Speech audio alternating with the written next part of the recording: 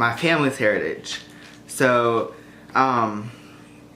we don't have a lot of Bulgarian. We have like a super small amount. But, so for this you will need eggs, salt, feta. I'm going to try a little bit of each. Some yogurt. You'll also need your phyllo dough. And yeah, you also need a pan. I'm using a cake pan because it's small enough, but it's also round. You'll need a bowl. Not too big of a bowl. A fork, spoon, knife, and cutting board. So we're obviously going to have to make the filling. So for that, let me move this. Let's do some of this feta first. Now, I am not a big fan of feta. So, I've rarely ever eaten feta. And when I have, it's been like a little bit. So hopefully, with trying out my family's recipe, I will like it. So I got some feta and brine, as you can see, because I spilled a little bit of the brine. So, I could go to my local Whole Foods store and buy Bulgarian feta, but it's pretty expensive, so.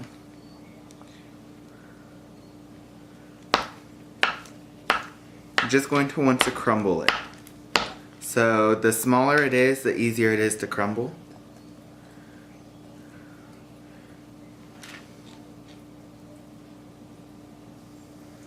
See, it smells good. I just have never really been a fan. So my family on my mom's side basically consists of German, English, Scotch, Scotland, Ireland, Swiss. There's some Bulgarian, some Polish, and yeah. So let me get this one put into the bowl. You're also going to want to preheat your oven to 350. Let me wash my hands.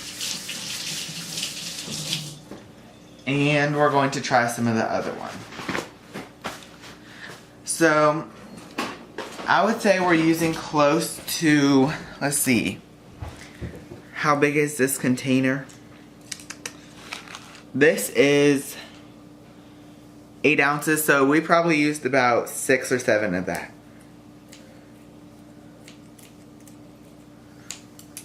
And this one is 8 ounces also.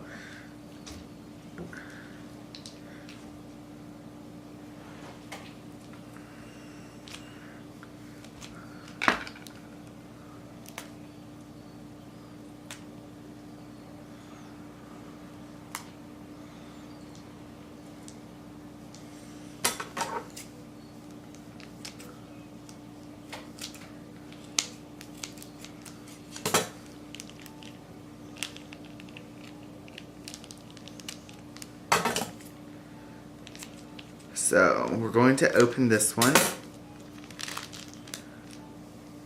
and cut a small piece off. I'm not going to use a lot of this one. Smells, this one sort of smells like cheddar cheese. I don't know why. Alright. And I'll put that in a, well actually, you know what? I actually will go ahead and do this. Put it in the brine. I might have to cut a little bit, but I think that'd be a good option.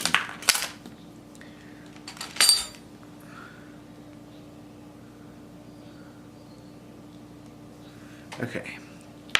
This one I feel like is going to be a little bit harder to crumble. I've never tried this one, surprisingly. And harder to crumble it is. So there are a ton of variations you can do. You can do like pumpkin inside of this. You can do all sorts of flavors.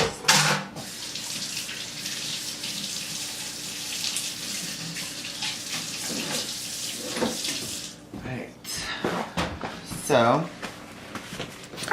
go ahead, move this to the side. Open up your yogurts. You want to use plain yogurt. I'm going to add about, let's see, that's 1 scoop. That's about,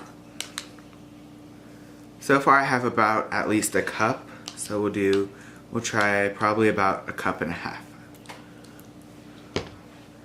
And we'll go ahead and do 2 eggs. The eggs are optional, but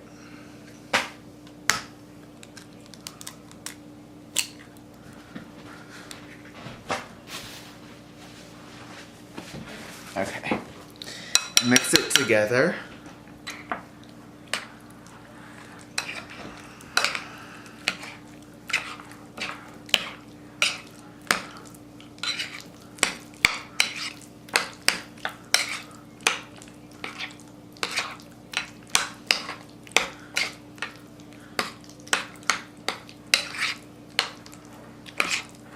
Okay, so bring your pan here, and I forgot to mention you will need a little bit of olive oil. So just drizzle a tiny bit, enough to cover the bottom of a pan. And I'll just go ahead and do that. So you can be specific, and oh, you need a little bit of salt. Sorry about that. Just about 1.5 teaspoons. Okay, you can be specific and be all fancy about putting your phyllo dough, but here's the way we do it. Ball it up a little bit, do that. There's no specific way you can, each family has their own way.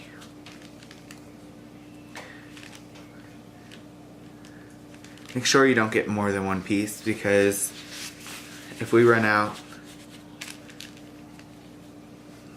I mean, I have another bag of it, but still.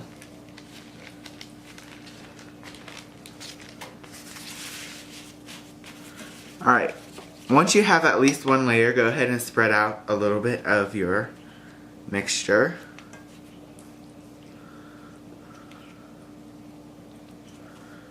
Just kind of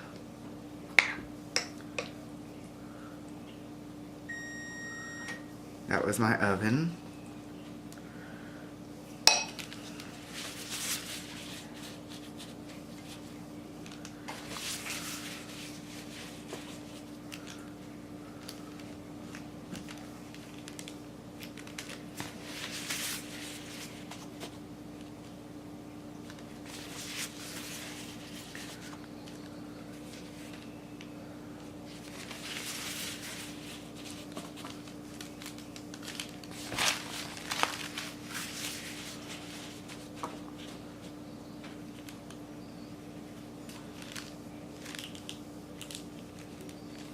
So once you get 2 layers on, I would recommend spreading a whole bunch of your mixture onto these 2 layers that you already have.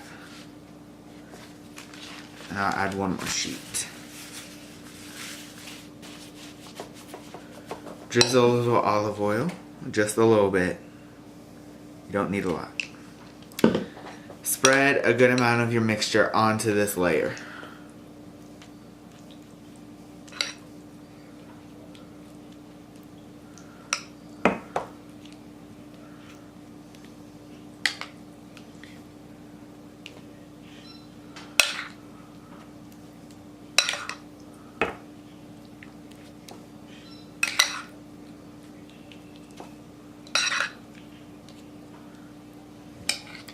I'll probably go ahead and do the rest.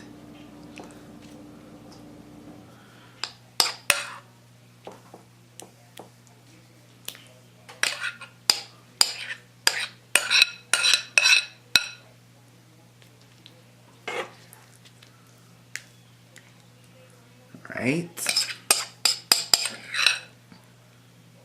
There we go.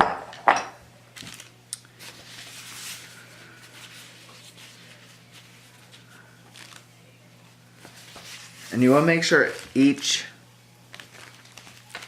edge and such is not showing.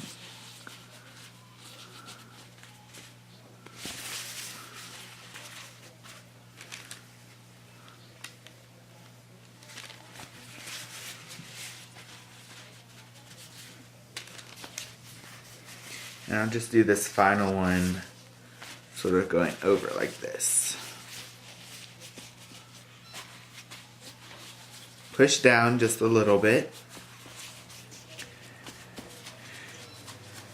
Tuck it in and drizzle a little bit of olive oil on top. You can do egg wash, but... And put this in your oven until you can, like, until the top is golden brown, so. I'll go ahead and put mine in for about 30 minutes. And I will see you when the banitsa is done. The banitsa is done cooking. And so, I'll let it cook for about 35 minutes. So now, it's a golden brown on top. It's not super golden. If I were to take a knife and go like this, the knife comes out clean. So, we're going to let this cool for about 10 or 15 minutes, and I'll see you when it's done. Now our banitsa has cooled, and we're going to cut it, but do not yet eat it, because it will still be hot on the inside.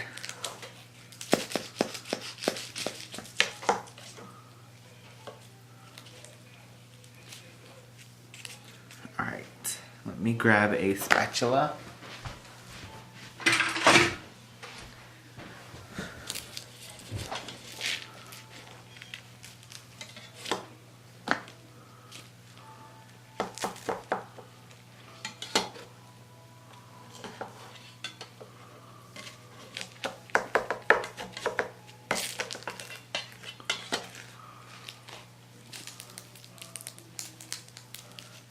It's not coming out.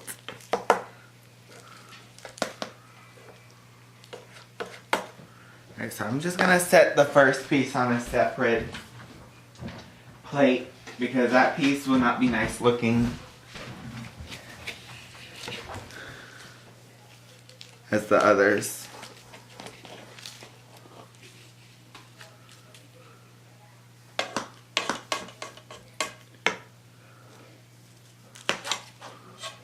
Alright. So now I need to cut one for pictures.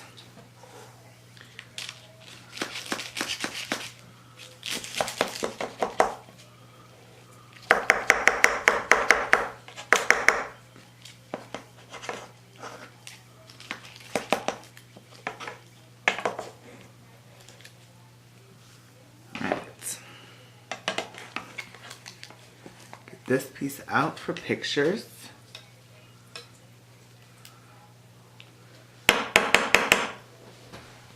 Okay.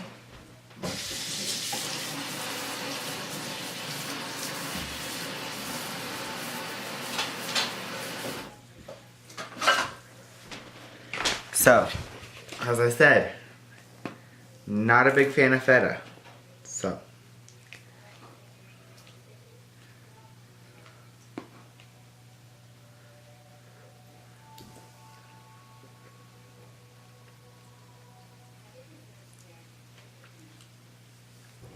Not as bad as I thought,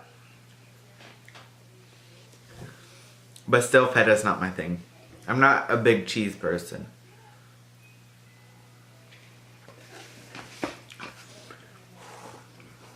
This recipe is really, really good for parties and special occasions and such. So, hope you all enjoyed episode 14 of Banitsa, and I'll see you on the next episode at Cooking at Home with Derrick. See you next time.